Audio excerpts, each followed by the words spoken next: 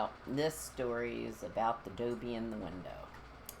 At the time, I was doing some partying, and like I said, I was a drug addict in my time. Uh, and at that time, that's what I was doing. It was party time for Margaret. And I had a Doberman that I had rescued. He was a policeman's dog, and he wasn't aggressive enough. Anyway, I ended up getting him from a police officer, and his name was Max, and he was my buddy.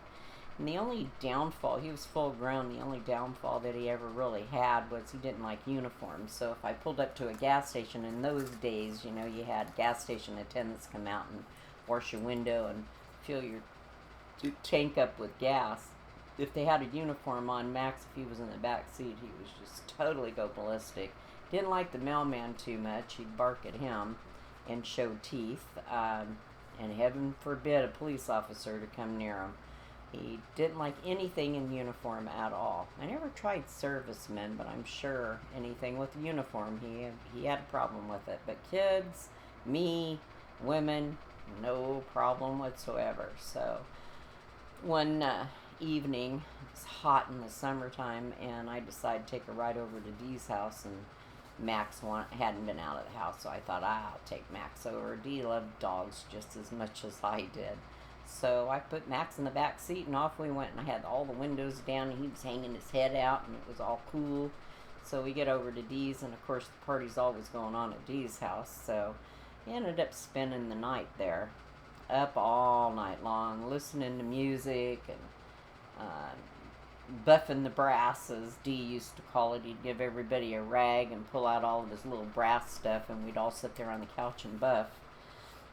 Think back on that now, and we were a bunch of nuts then, but that's what drugs do to you anyway.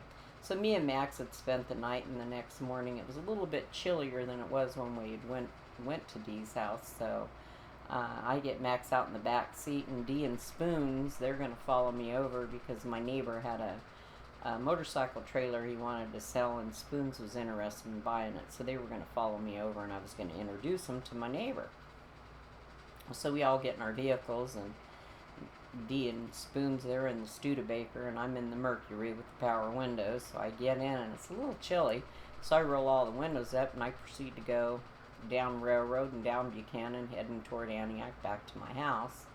And Dee is behind me, hanging on the horn and flashing his lights, and I'm looking in the rearview mirror thinking, what are you doing? And we'd go a little bit further, and he'd hang on the horn again and flash his lights, and but he wasn't waving or anything. So anyway, I don't know what the hell he was doing. And then all of a sudden my eye kind of caught the side mirror of my car, and I see this tongue, literally a tongue flapping in the wind.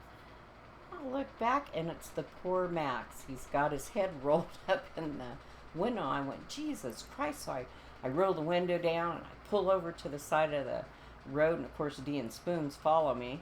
Jump out of my car, and he had fallen back, this dog, the poor thing. He'd fallen back on his back, and he's gasping for air. I open up the back door, and I start giving him mouth to mouth. I mean, he wasn't breathing. His lips were blue. I thought he was dying on me, so I'm giving the dog mouth to mouth. And pretty soon he kind of chokes and kind of comes to, and he shakes, and he stands up, and I'm petting him, saying, "You okay, boy? You okay?" And he's fine, and he kind of gives me a couple kisses, and I back out of the car, and here's Dee and Spoon sitting on the side of the curb, and they are dying laughing.